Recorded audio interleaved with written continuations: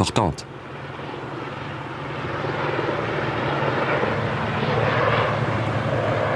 Atlanta, Géorgie, États-Unis. Le docteur Michael Sabom, l'un des fondateurs de l'Association internationale pour la recherche sur la mort imminente, exerce au Saint-Joseph Hospital. Une question essentielle reste sans réponse. Les courants cérébraux changent-ils au seuil de la mort? Des parties du cerveau sont-elles débranchées? L'enquête réalisée aux Pays-Bas n'avait pas livré de données à ce sujet. Lors d'un infarctus, les médecins font tout pour récupérer le patient. Pas le temps de faire un électroencéphalogramme. Mais Michael Sabom est tombé sur un cas inhabituel. Le dossier d'une patiente qui était morte selon les critères actuels de la médecine et dont on possède toutes les données minute par minute, même les mesures des courants cérébraux. Neurochirurgie, Phoenix, Arizona en 1991. Préparation de la salle d'opération pour une intervention délicate. Il s'agit d'enlever un anévrisme, la malformation d'une artère, dans le cerveau de la patiente. Pas une goutte de sang ne doit circuler dans le cerveau durant l'intervention, soit pendant une demi-heure. Mais déjà au bout de 8 minutes, le cerveau serait détruit. Pour gagner du temps, on place le corps en hibernation à 15 degrés 5. L'activité électrique du cerveau est surveillée, de même que ce qui se passe dans le tronc cérébral. 2 heures après le début de la narcose, la scie à trépaner ouvre le crâne. Après 4 heures, le cœur s'arrête. Le corps est vidé de son sang. Les tracés électroencéphalographiques tombent à zéro. J'ai entendu un bruit mécanique. Ça m'a fait penser à la fraise du dentiste. C'était comme si le bruit me poussait et finalement, je suis sortie par le haut de ma tête.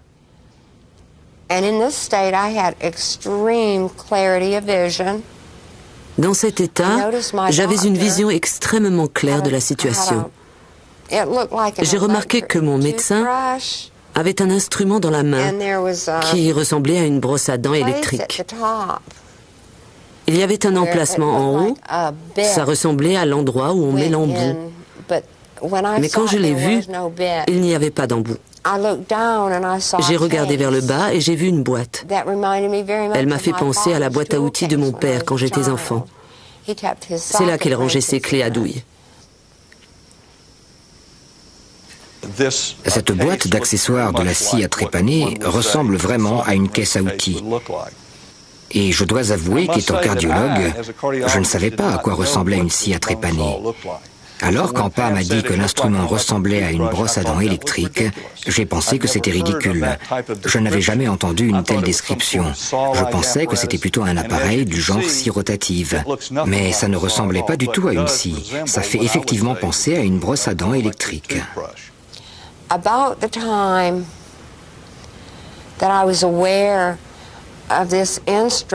peu près au moment où j'ai vu l'instrument, j'ai entendu une voix de femme. Je crois que c'était la voix de ma cardiologue. Et la voix disait que mes veines et mes artères étaient trop étroites pour évacuer le sang. Et le chirurgien lui a dit d'utiliser les 2 côtés. Quand j'ai comparé la description qu'a fait Pam de ce qu'elle a entendu pendant l'intervention avec le rapport d'opération, j'ai découvert que ce dialogue avait effectivement eu lieu. L'autre point intéressant, c'est que ce dialogue a eu lieu au moment où Pam dit avoir fait cette expérience de sortie du corps. Je ne suis pas restée là très longtemps. J'ai soudain senti une présence. Et quand je me suis retournée, j'ai vu un minuscule point lumineux. Il semblait très très éloigné. Et quand je m'en suis approchée, j'ai entendu ma grand-mère m'appeler. Je suis aussitôt allée vers elle et elle m'a gardé tout près d'elle. Et plus je me rapprochais de la lumière, plus je commençais à voir des gens que je reconnaissais. J'étais impressionnée par le fait que ces gens avaient l'air merveilleux. Ma grand-mère n'avait pas une apparence de vieille femme. Elle était radieuse. Tout le monde avait l'air jeune, sain et fort. Je dirais volontiers qu'ils étaient de la lumière, comme s'ils portaient des vêtements de lumière, ou comme s'ils étaient faits de lumière.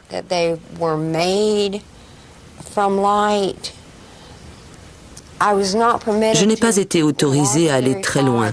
Ils me gardaient très près d'eux. Je voulais en savoir plus sur la musique, sur le bruit d'une chute d'eau et sur les chants d'oiseaux que j'entendais, et savoir pourquoi ils ne me laissaient pas aller plus loin.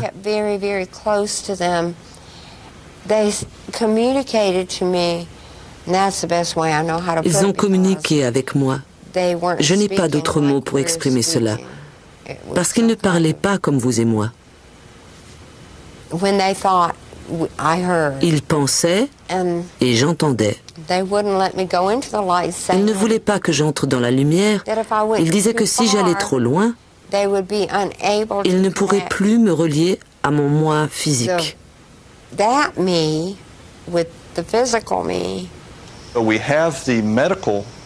Nous avons les enregistrements médicaux du moment où cette expérience de mort imminente s'est produite.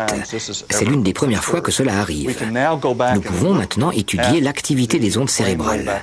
Nous pouvons aussi analyser tout ce qui s'est passé dans le corps physique au moment où nous savons que cette expérience s'est produite. Cela nous permet de répondre à des questions telles que l'expérience de mort imminente est-elle déclenchée par une crise du lobe temporal ou par une certaine activité électrique dans le cerveau? Eh bien, la réponse est non. Parce que les ondes cérébrales étaient plates et que le tronc cérébral était inactif au moment précis où cette expérience a eu lieu. Mon oncle m'a ramené en bas, à travers le tunnel. Et pendant tout le voyage, j'ai intensément désiré retourner dans mon corps. Cette idée ne me posait pas de problème. J'avais envie de revenir vers ma famille. Puis je suis arrivée à mon corps et je l'ai regardé et franchement, il avait l'air d'une épave. Il avait l'air de ce qu'il était, mort. Et je n'ai plus voulu y retourner.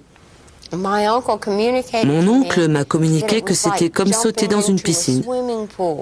Vas-y, saute dans la piscine. Mais j'étais toujours réticente à le faire. Et puis, il s'est passé quelque chose que je ne comprends toujours pas aujourd'hui.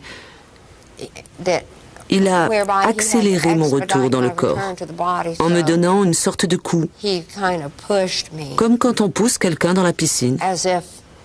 Et quand j'ai touché le corps, c'était comme si j'étais tombée dans un bassin d'eau glacée.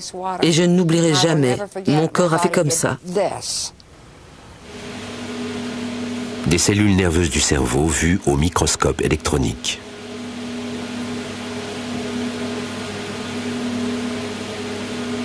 Amsterdam, Pays-Bas. Institut national de recherche sur le cerveau. Le docteur Ernst Romein étudie la substance matérielle dont sont faites les pensées. Sa théorie sur l'origine de la conscience a fait sensation dans la communauté scientifique internationale. Romein distingue le cerveau, cette masse grise disséquée des milliers de fois, de l'esprit, le bioordinateur électrochimique de la psyché subjective. Ce que l'on découpe et dissèque dans ce laboratoire n'est que l'expression visible d'un esprit qui prend racine dans un ordre physique plus profond, affirme-t-il. L'esprit n'est pas indépendant du cerveau, mais il est en relation avec un autre plan, situé en dessous.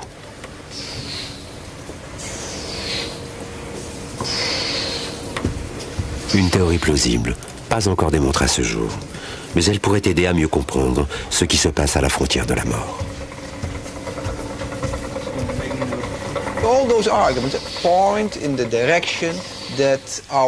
Tout semble suggérer que notre monde physique n'est que la surface d'une réalité infiniment plus profonde, comme la surface de l'océan sur laquelle nous flottons avec nos bateaux.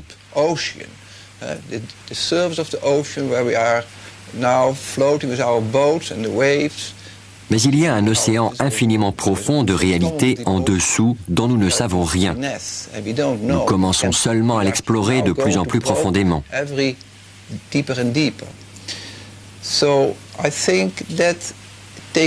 Je pense que si l'on rapproche tous les récits de personnes qui ont eu une expérience de mort imminente, on aboutit presque forcément à la conviction qu'ils sont des témoignages d'une autre réalité.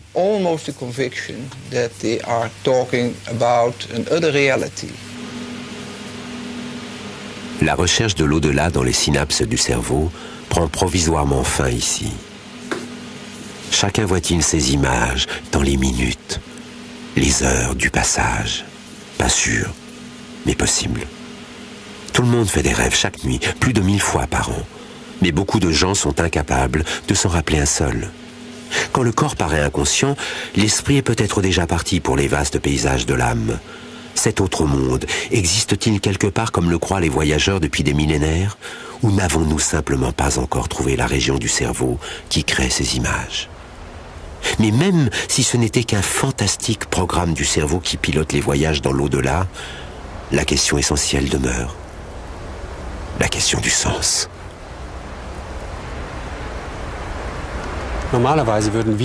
Normalement, on s'attendrait, en tant que médecin, à ce que le cerveau se déconnecte dans ces situations, à ce qu'il ne produise plus qu'un blackout ou des hallucinations confuses. Le fait qu'il ne le fasse pas et qu'au contraire il accomplisse des choses très complexes, allant jusqu'à des perceptions extrasensorielles, jusqu'au jugement de sa vie passée, nous montre que le cerveau veut nous dire plus que simplement « c'est l'heure de tirer le rideau ». Et ce plus est justement ce que les survivants disent, à savoir que le cerveau et l'expérience elle-même indiquent qu'il peut y avoir une vie après la mort, et l'expérience de mort imminente nous prépare en quelque sorte à cette vie après la mort.